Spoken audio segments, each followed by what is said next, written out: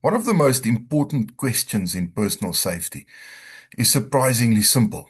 How do you know whether you're actually competent at something? Not whether you feel competent or even confident. How do you know where your abilities really stand? In a world of personal safety, there is a trap that catches a lot of people. The uncomfortable reality is that it often catches people just as they begin making progress. Today, we're talking about something known as the Dunning-Kruger effect. This isn't a psychology lecture, so please bear with me. This concept appears everywhere. Firearms training and fitness, medical training, off-roading, business. Interestingly enough, it even appears in aviation. In fact, aviation researchers noticed something fascinating years ago. When they studied accident statistics among private pilots, they found that the newest pilots weren't necessarily the group having the most accidents. Instead, a disproportionate number of accidents seemed to occur among pilots who had moved beyond the beginner stage but had not yet accumulated truly extensive experience. Pilot with up to 50 hours, he knows he's inexperienced, he acts accordingly. Pilot with 200 hours, they often feel considerably more confident. I've got this. And in that group, they encounter the highest accident rate. Between 50 and 350 hours flying time, they actually refer to it as the killing zone. The pilot with 2,000 hours has usually developed a much deeper appreciation for just how much there still is to learn. And that brings us directly back to personal safety, because the Dunning-Kruger effect describes a tendency for people with limited knowledge or experience to overestimate their competence. That's not necessarily because they're stupid or dishonest or even arrogant, but because they simply don't yet know enough to accurately judge their own ability. In other words, the skills required to become competent are often the same skills required to evaluate your competence. That's where things become interesting. This isn't really a story about other people. In fact, it's a story about all of us. Think back to the first time you became interested in a new skill. Maybe it was firearms or hunting, I don't know, trauma care, fitness, off-roading, and yes, flying. At first, everything feels complicated. There's terminology that you don't understand. There's skills that you haven't developed, problems you don't yet know how to solve. Then you start learning, you gain some experience, and something unexpected often happens. Confidence starts growing very quickly, sometimes faster than competence. The thing that once seemed difficult begins to feel familiar.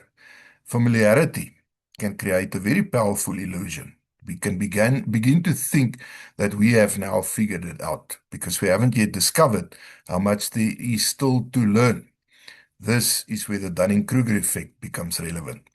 So the Dunning-Kruger effect describes how people often become most confident when they know enough to feel capable, but not yet enough to understand how much they still have to learn.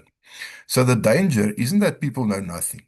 The danger is that people know enough to feel capable, but not enough to fully understand the complexity of the challenge they are facing. And in personal safety, that is a particularly important distinction. A firearm owner completes competency training. He spends some time at the range, gets, relatively comfortable handling a firearm, confidence grows. Then they start attending more advanced training and they discover that drawing efficiently, that's a lot harder than expected. Decision making under pressure, harder than expected. Movement, harder than expected. Low light conditions, much harder than expected. Managing stress, much harder than expected. Now, what changed? The challenge didn't change. Their understanding of the challenge changed. The mountain didn't suddenly get bigger. They simply climbed high enough to finally see it. And that is one of the most valuable things training can do for us. Most people think training exists to make them more confident. And certainly, yes, confidence is important. But good training should also provide perspective. It should reveal weaknesses. It should expose assumptions. It should identify gaps, and it should show us where improvement is still needed. In fact, one of the signs that you are receiving quality training is that you occasionally leave with a greater appreciation for what you don't yet know.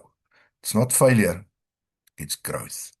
Because the deeper you go into any discipline, the more you begin to understand its complexity.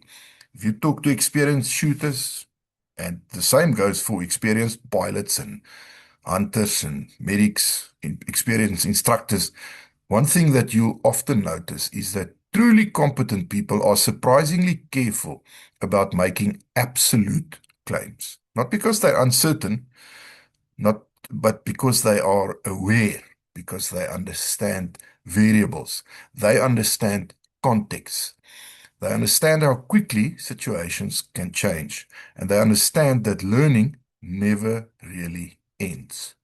So, this episode is not about mocking people who overestimate their abilities. In fact, every single one of us has probably done it at some point. Every one of us has mistakenly or has mistaken early confidence for genuine mastery. The real lesson is to remain curious, to keep learning, to keep testing assumptions, and to resist the temptation to believe that a little knowledge equals expertise. Because in personal safety, confidence without competence can be dangerous. Competence without confidence can be limiting. So the goal is to build both together. And one of the clearest signs that you are moving in the right direction is not that you think you've mastered a subject, is that you're beginning to understand how much there still is to learn. Food for thought.